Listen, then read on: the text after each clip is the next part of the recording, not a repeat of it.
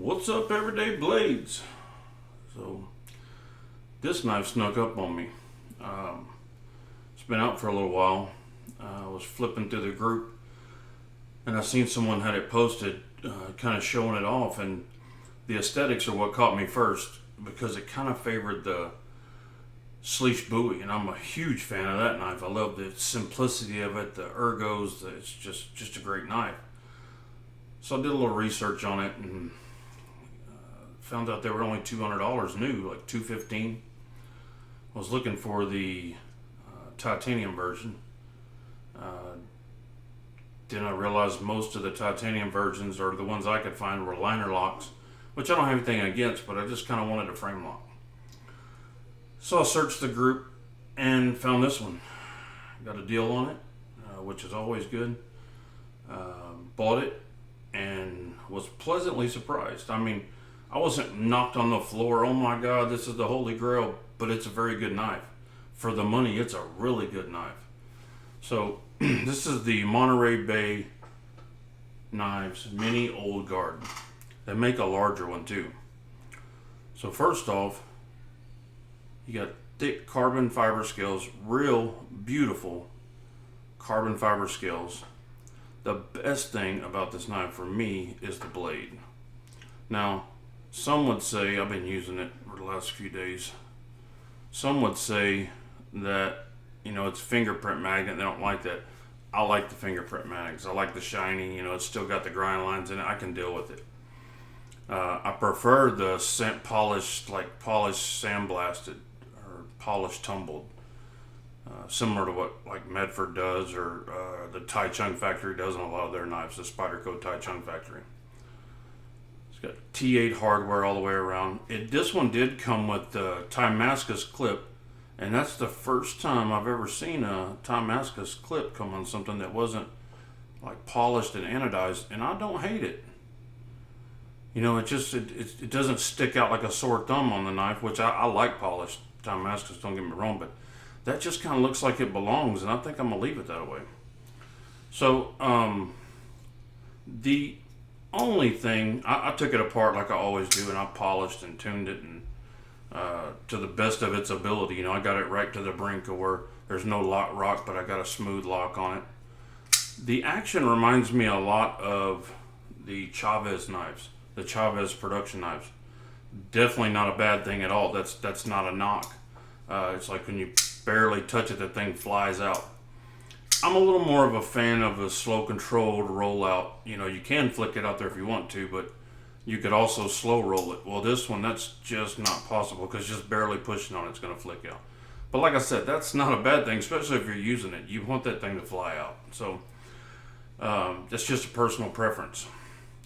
The finish on the titanium is great. I mean, there's a fine line on these titanium finishes where a knife will have snail trails. CRK Sabendas are really bad. The ones that are pure titanium, man, they get snail trails, I think, worse than anything. But ironically, the Umnumzon I have doesn't have any snail trails on it. It does really well. So I think it's just a difference in the media that they use. So this one does really well. We've been carrying it all week, and I don't really see any snail trails in it. Did really well. The action is not what you'd call drop shutty, but it's close.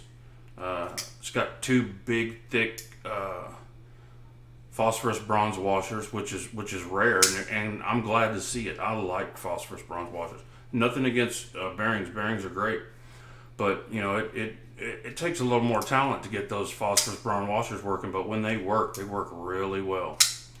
So this knife came razor sharp. It was practically new when I got it. They put the lock bar cutout on the inside, home run. All T8 hardware except for the pocket clip, and I'm okay with that. No problem there.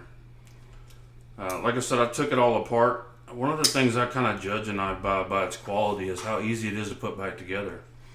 This knife almost put itself back together.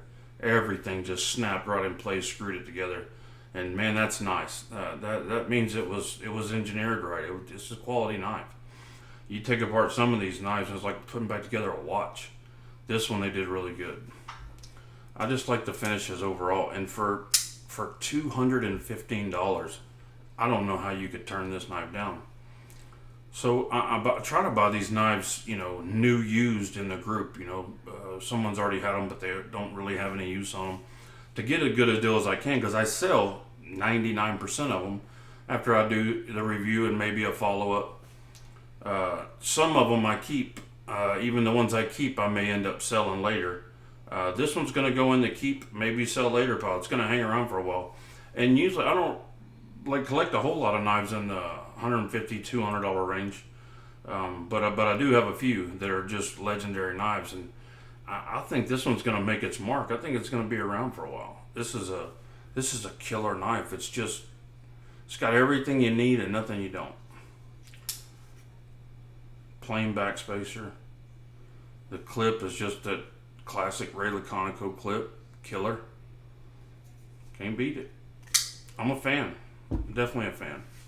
Monterey Bay Knives. Mini Old Guard. It's got a long name, but it's a great knife. Go check it out. Guys, if you want, you can sign up for our Patreon and be eligible for some really cool knife giveaways. All the knives that are given to us by sponsors are going to be given away to that are given to us for review are going to be given away just to our patrons. All of our giveaway knives that are given to us by sponsors will be given away in the group, but this will be reserved just for patrons tier 2 and tier 3. So, guys, thanks for watching, and the link will be in the description. God bless you and your families. Say a prayer for our country. Good night.